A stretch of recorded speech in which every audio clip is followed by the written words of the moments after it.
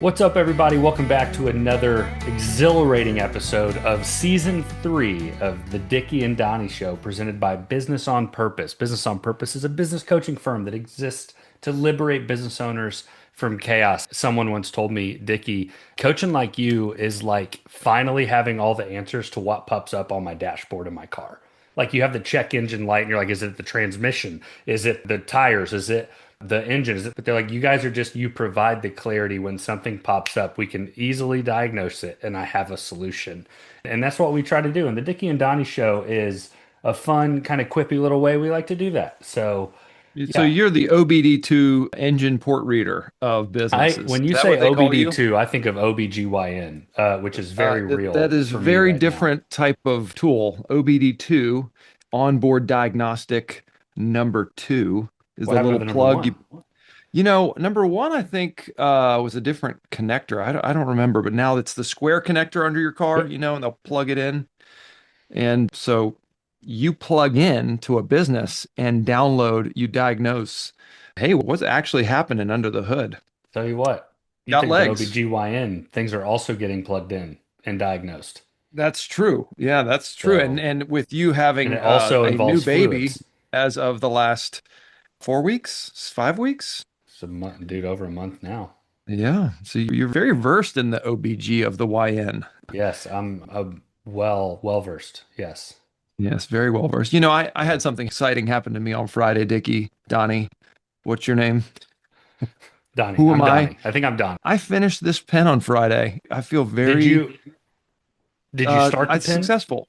Of course yeah, I've had this pen for years and I just do the little refills in it, but it feels accomplishing to know that I've written enough on this pen to drain it. Man, Yeah. man, there's an analogy there. That's super exciting. I don't know if I've ever finished a pen. I'm sure I Really? have. I'm a little OCD with the type of pen I use and the type of ink I use. So I use a number .07 Ooh, navy blue ink on point a oh Pilot. 0.07 is too thick for me. Oh yeah, I like it thick. I like it real thick, coming out real fluid. I have terrible handwriting, so you can't tell anyways, but .07 navy, dark navy ink. It's not black, it's navy. Interesting. Yeah, You know, you learn so much about me. I mean, when I you was probably a don't. I wish if we office together, if you just stop being so obtuse about the idea, we could figure it out. Those the gel point Yeah, sevens. oh yeah. Oh yeah, Yeah, Pilot I know those gel. well. I like the point fives. I do have people that use the point three three eights, and those are way too small. Oh my Um, gosh, it's like a pencil line. it feels like a tattoo. Writing feels like I assume what doing a tattoo feels like you're Yes. scratching the paper. I had a friend. His name was Max. This is junior year of high school, and we had the idea.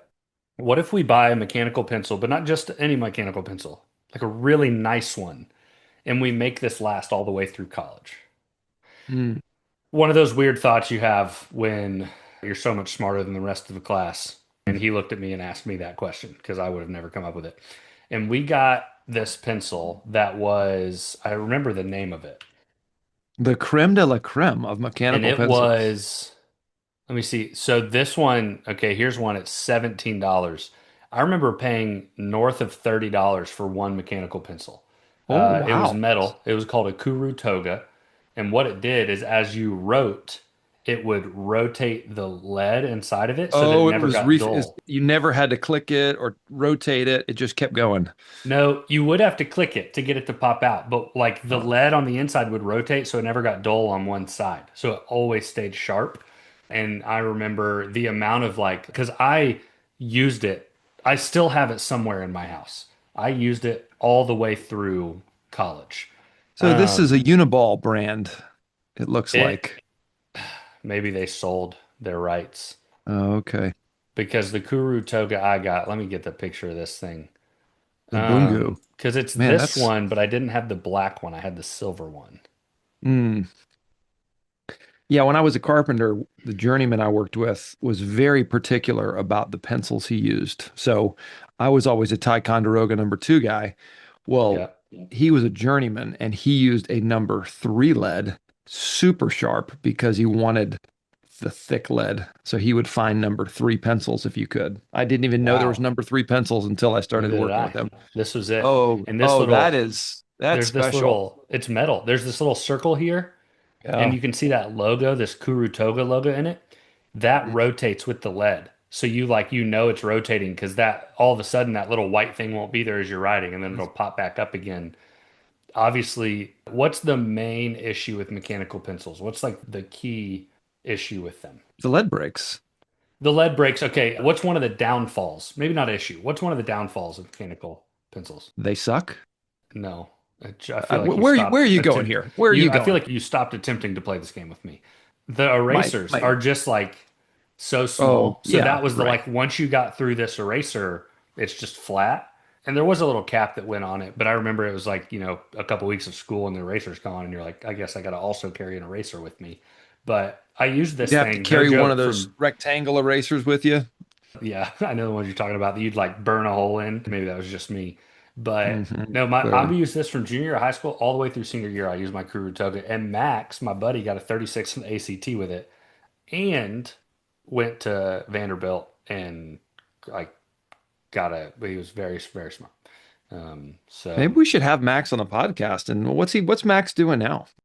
I don't know. I'm not sharing my screen, am I anymore? No, you're not.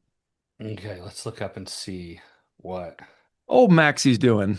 Maxie, what you doing? And we will, while you're looking that up, I'll give our dear listeners There he is. little intro into our day today. So we occasionally sight read coaching. And so what that means is I'm going to propose a situation to Donnie.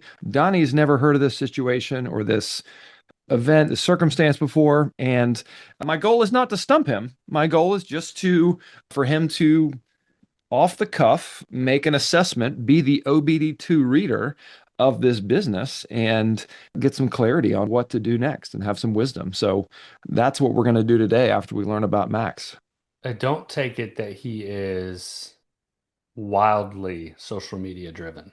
Checks That out. I mean, obsessed with mechanical pencils, probably not going he to be on much social media. obsessed doesn't seem fair, but it's probably accurate.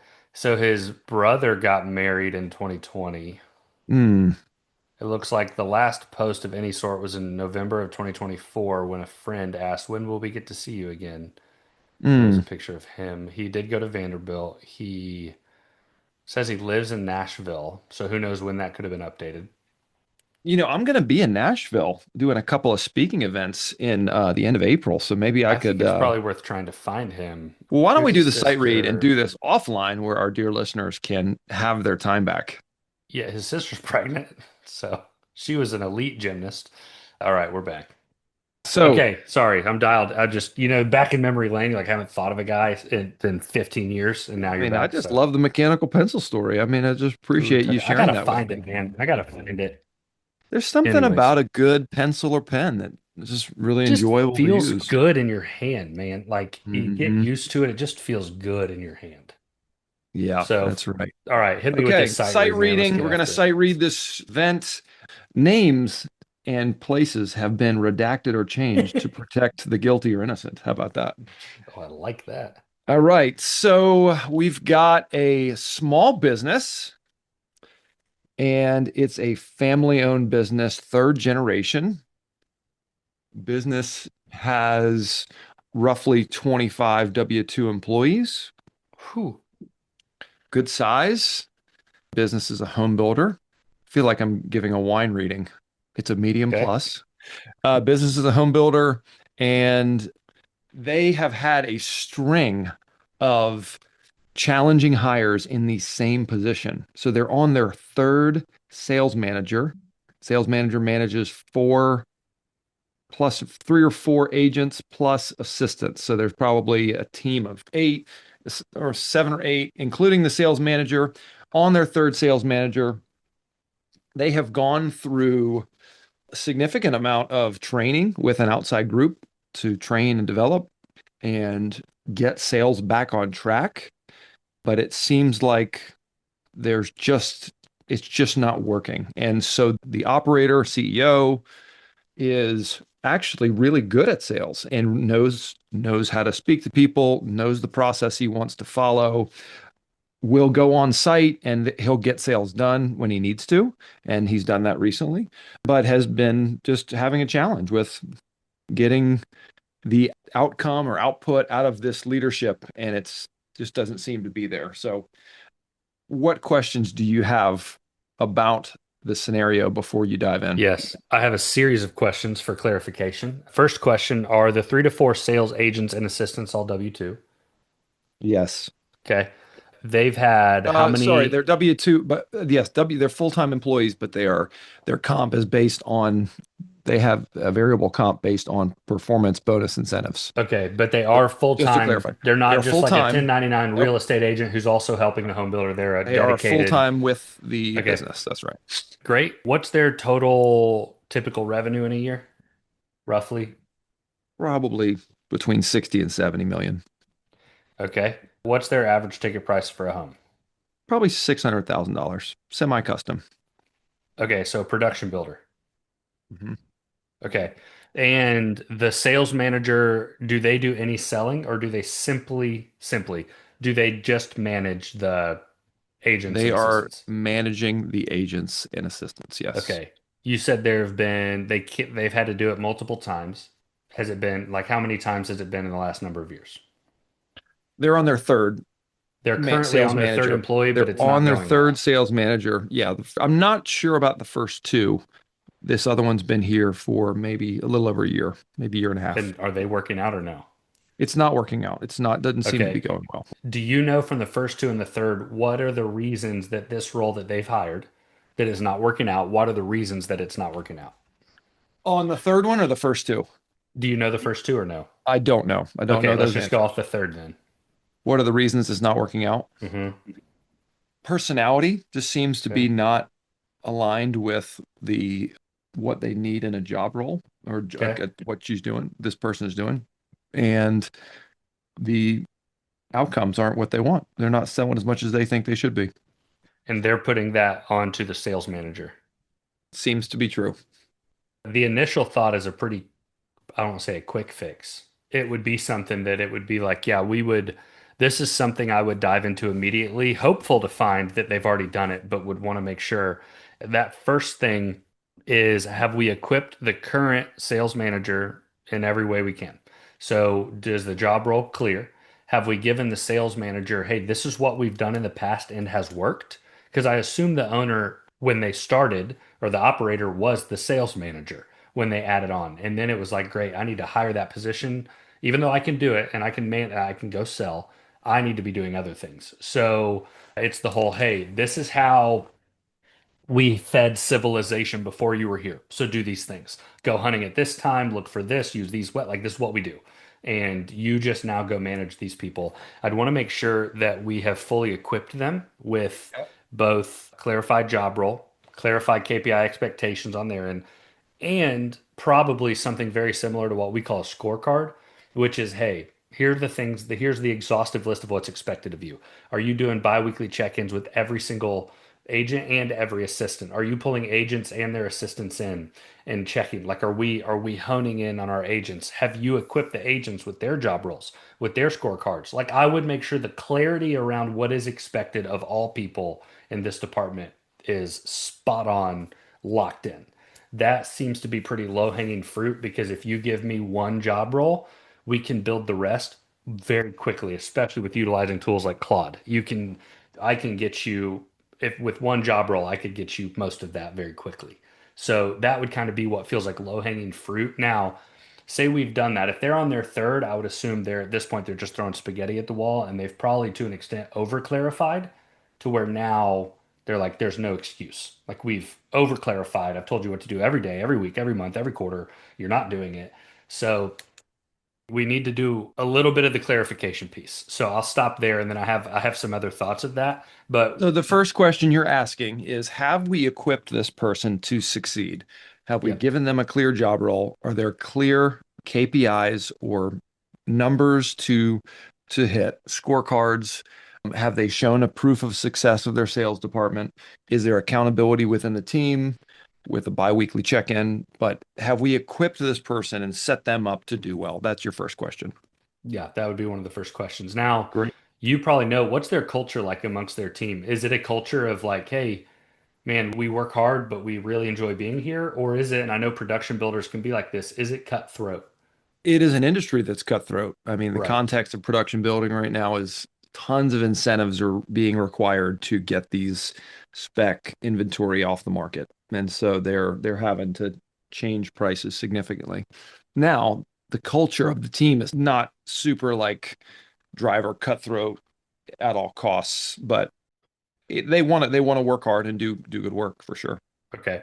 So basically, that question was to eliminate if our 3 to 4 sales agents are just duds, like that's really hard because what is hard is with the sales and business development role specifically, you either have someone typically who, well, it's with any leadership. You're going to have to know what am I better at coaching? Am I better at coaching someone's tactics, their skill set? Their, hey, you were in the sales call, you got close, but I need you to use this verbiage at the end. And this would have gotten them. Or are you coaching them motivation to go? Those are very different. And with this role, primarily with the sales agent in this role, you would want someone that doesn't need any motivation. They don't need help there. That is really hard to get someone up and off their butt if they struggle to do that. It is Mm. totally different if they're up all the time and their close rates are way down. Totally different story. They're getting out there. Now we just need to sharpen the axe. Like I would want to make sure that we're not equipping our sales manager with just people who are like, they love drinking coffee in the office. And you're You like, know what they say, coffee's for closers. Speaking of closing, uh, how about closing those sales? that's right. So I like that would be another thought, right? Is okay, as the sales manager, do they have what they need to work with or at least enough to work with? Because you could hire me to go manage a sales team and I might be the best sales manager. You can't take someone from death to life like that. You can sharpen Mm. them, but if their mentality is not, I'm going to go hunt, it's probably the wrong fit in the first place. So that is not where I'd hone in on this site read. So have That we equipped them? That's your first question. have we Second equipped the question is, manager? are they the right fit? Are Are them and their team the they right fit? a So fit? it So sounds like, define a fit in a cult. What does it mean to be a fit in the role is aligned to the team culture, all that? okay, I've not answered this question before, but I think I have the answer, but it might walk. I'm gonna try to do it concise. Someone who gets fired up about the mission, like Okay. they can get fired up about the mission. It's not just, yeah, the salary works. I could get behind that. No, no, no. Like, you could pay me nothing and I still believe in this mission. Like, that's a Mm. fit. Core values, they believe and can stay within those boundaries and they agree with them and understand them. I don't think it's fair to expect your employees to get out of bed with the same mission the owner does, but I do think it's fair once they step over the white lines that they can adopt that mission. So I think you got to gauge that.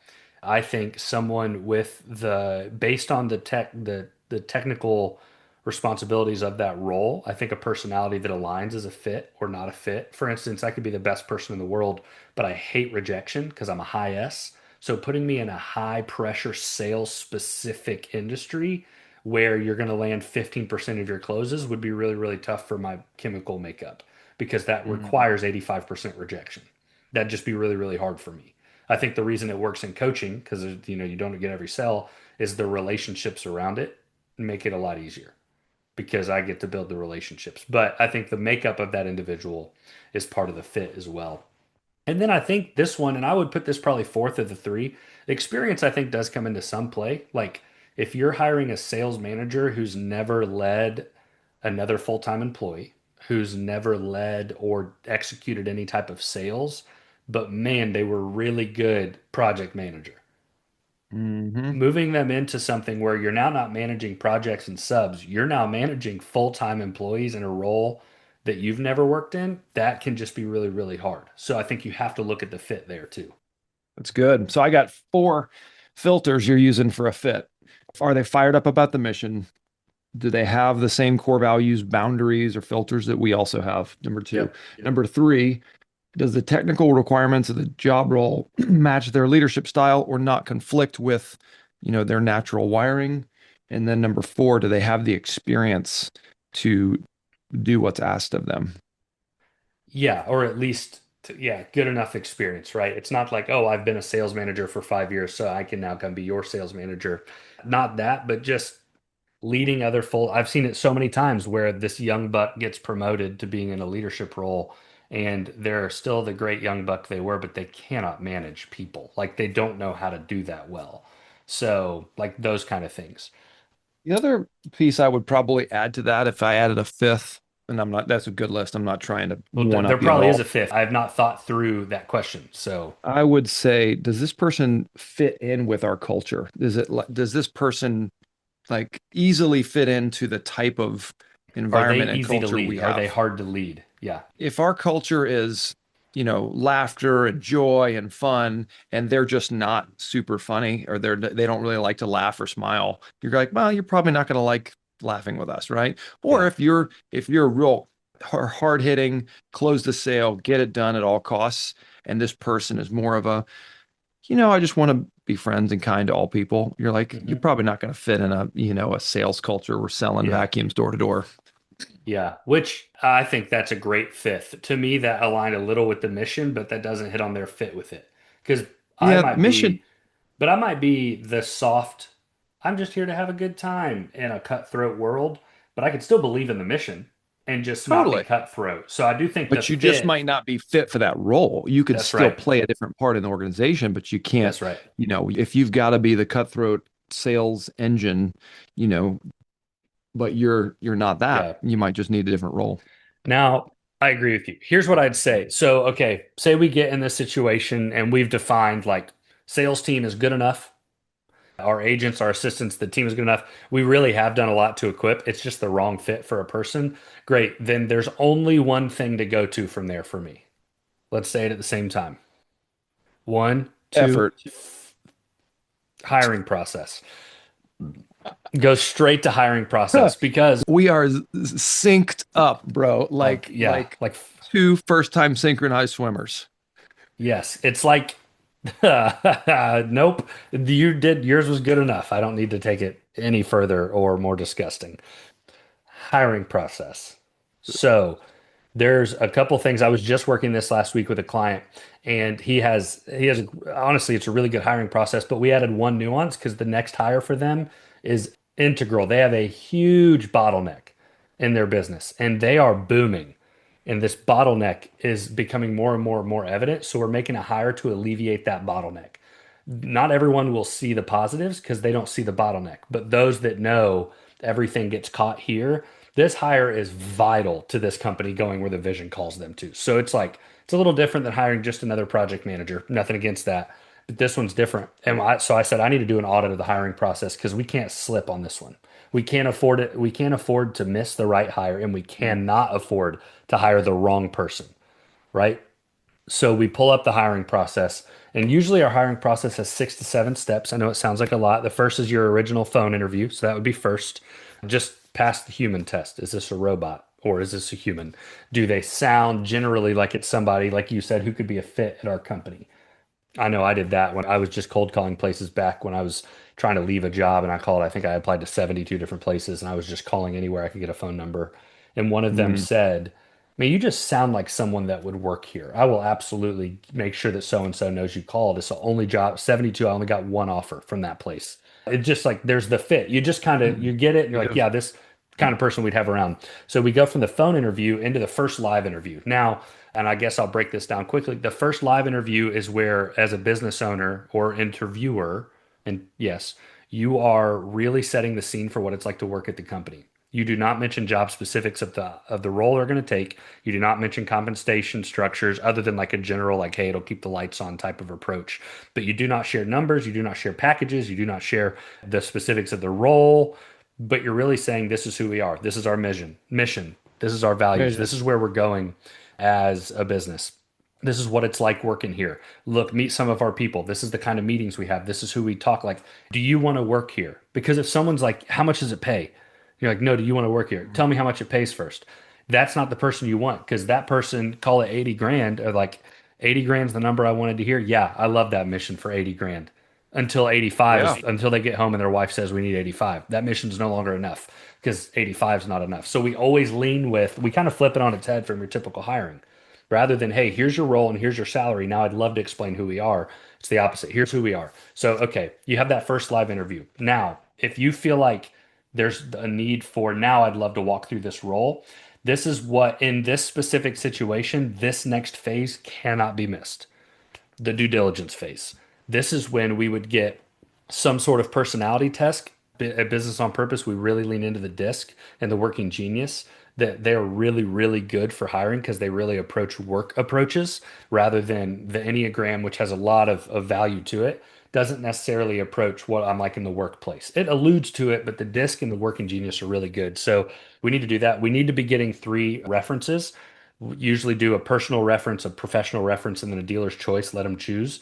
By the way, call the references, all of them. Yeah, And right. if the reference doesn't answer, it may not be every data point you need, but I know when I applied to a job, I was like, hey, Dickie, I'm applying to a job. Can I use you for reference? Yes. Awesome. Hey, I think they're going to be calling in the next day or two. Please do everything you can to answer.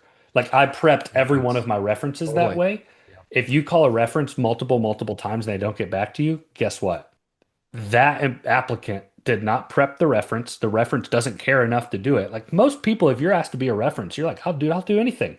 So Absolutely. it's just a data point. So references, personality test, which we talk about being the right fit. If you need this person, you also know the team of sales reps you have in this situation. Like this disc profile probably has to be a little bit of a driver because they got to manage 7 to 8 full-time employees. Like they have to be able to push through the BS. In the Mhm. sales world, they have to be probably a little bit of a high I and a lot of C here because they have to have their details. So, like, you get your ideal profile. That's what me and my client did last week. We built out what's the ideal profile for the role you're trying to hire. And we literally pulled up examples. Do you want this? Do you want this? Okay. So, if it's anything like this, that's a good hire. We looked up the opposite. If it's this, as great as they are, that's not the right fit for this role. So, we do the disc. And then here's a big one that I have not seen other people have is some sort of homework for the applicant.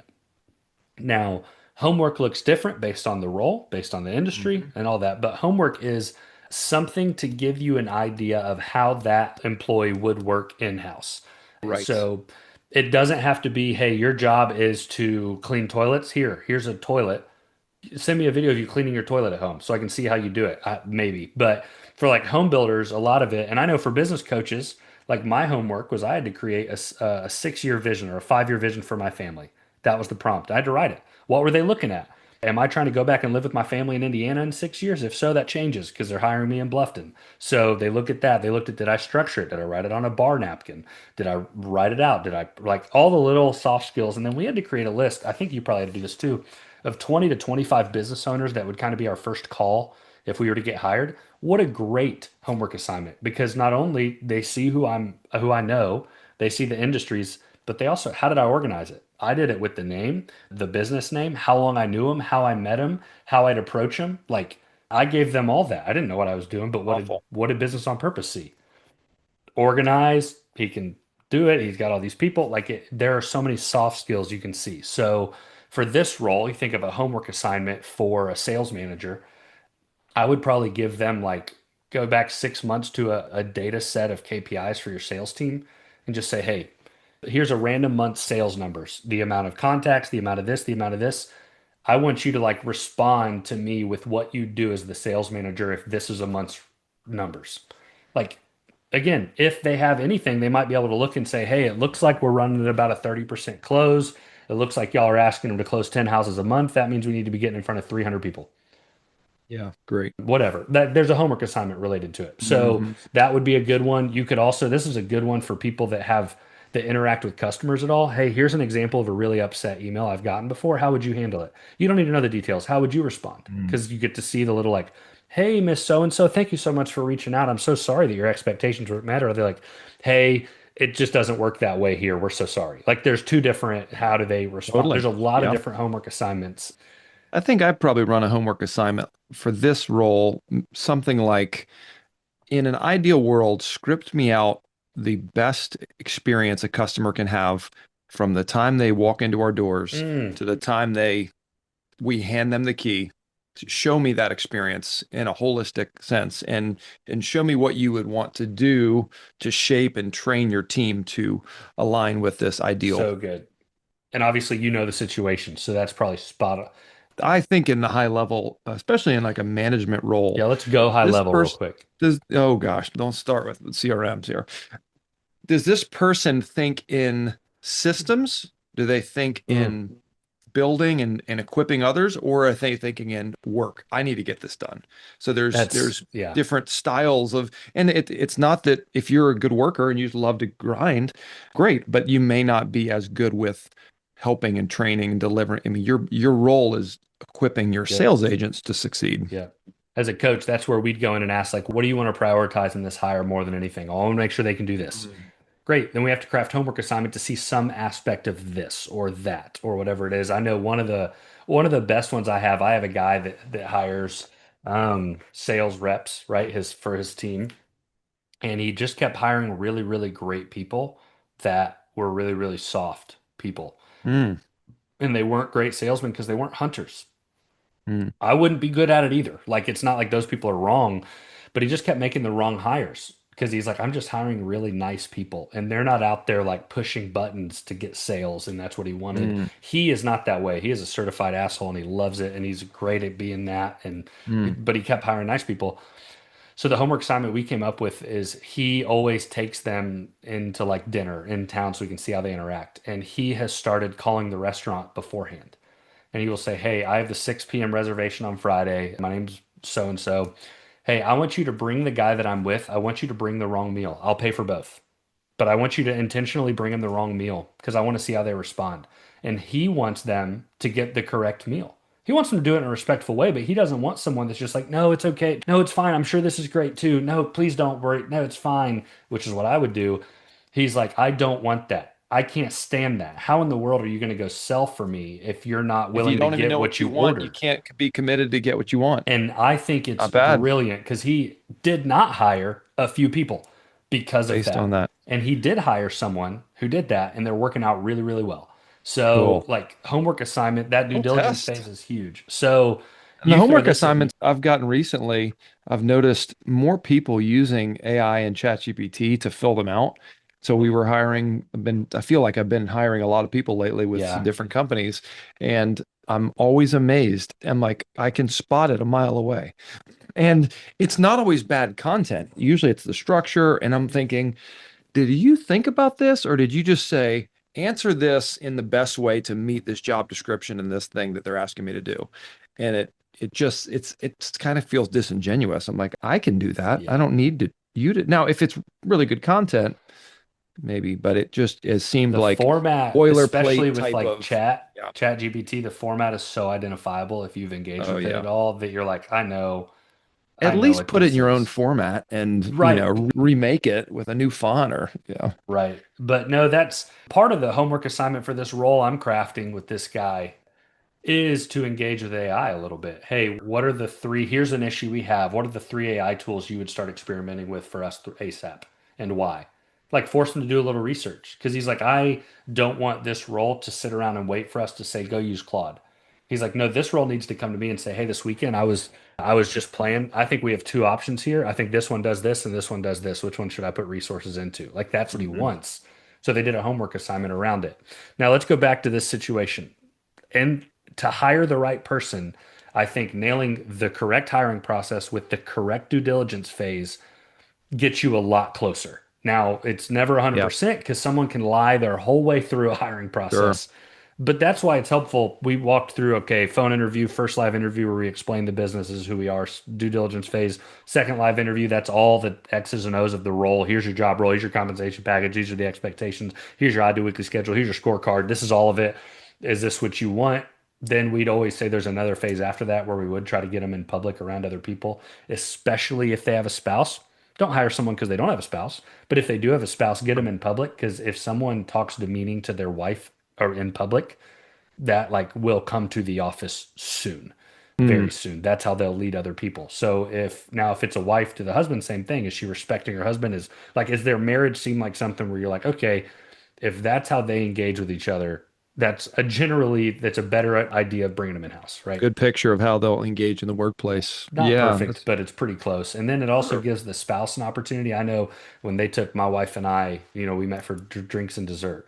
And like the fact that they asked her, hey, do you have any questions about BOP? on behalf of your husband? Like, is there, because he doesn't know everything. You're asking him questions he doesn't know the answer to. And she got to ask a few questions in front of the owner who was like, hey, one of the answers she loved, one she didn't, but it was still super clarifying for us. And Good. she was Yeah. like, I'm really thankful they brought me in. Like, that was really nice of Pretty them to cool. do. I like that. So, and then the formal offer would be the last step. So So the if they hiring keep, process is going to steer away from obstacles before they start. So that that's the it's your goal. It's so definitely the goal. your answer to the site reading question, did we equip them? Are they a fit as far as culture, mission, vision, values, technical experience, DNA? And then thirdly, check your hiring process to make sure you're filtering and attracting the right people. And Yep. obviously we are really heavy on this is who we are and then allowing them to self-select out. I had a client recently just said, man, your hiring process, somebody commented and said, this is big, like the best hiring process they've been in. They decided not to take the role, but they were very clear about what this company wanted. And so they realized, oh, that's not what you're about, what you're pushing for. That's not going to be me. And so instead of getting all the way into hiring 90 days into the experience, yeah, we think this guy's all right. They said, no, this is just not a fit. So they were able to move on, got the next guy, and it's been really well. Yeah, that's great. That's awesome. Like, that's, you can't know everything on the front end. But man, we can do a lot to try to manufacture expectations rather than Mhm. manage them because, and you can tell nonverbals. That's why it's so helpful to do it in person if possible. You say, hey, and the expectation is that your team gets 100 home sales a year. And if that doesn't happen, we have to make, if someone's like shy, like, look at their facial expressions. Is that where they're like, I'll get 150, A 100, hundred, only 100? 100, Or if it's like a hunt three figures. in 1 year, like yeah, you just get to see some of those things. And so yeah, that's my sight read. Great. That's what I would do. Those are the series of Brandon, questions Donnie, I that would was ask. excellent, excellent sight read. And just to remind our listeners, if you notice the word and you would like to receive your prize from this podcast, and you email Brandon at businessonpurpose.com, the word in this podcast that we used in the beginning, you will get a wonderful Dickie and Donny mug. I sent one And out you to know one what of I'll my throw clients in? recently. I put these pants on this morning. Oh, You know what good I for found you. in my pocket? Thank you. You know what I found in my pocket? A What'd you dollar. find in your pocket? So A that buck. mug will have this dollar in it. A buck and a mug. A buck A and a buck. mug from Dickie and Donnie. If you know the word, as always, if you need help hiring, if you need help equipping and assessing your team to know how effective they are and just getting more efficient and productive in your business, we would love to help you. You can go to businessonpurpose.com and check out all of our free resources, podcasts, content, masterclasses, summit. We do a lot of free promotional educational material just so that your business can get out of chaos. And if you need direct help, you can email us, Brandon or Shawn at businessonpurpose.com. We'd be happy to set up a one-on-one, talk more about your business, and have a great end of the week. Peace. See ya.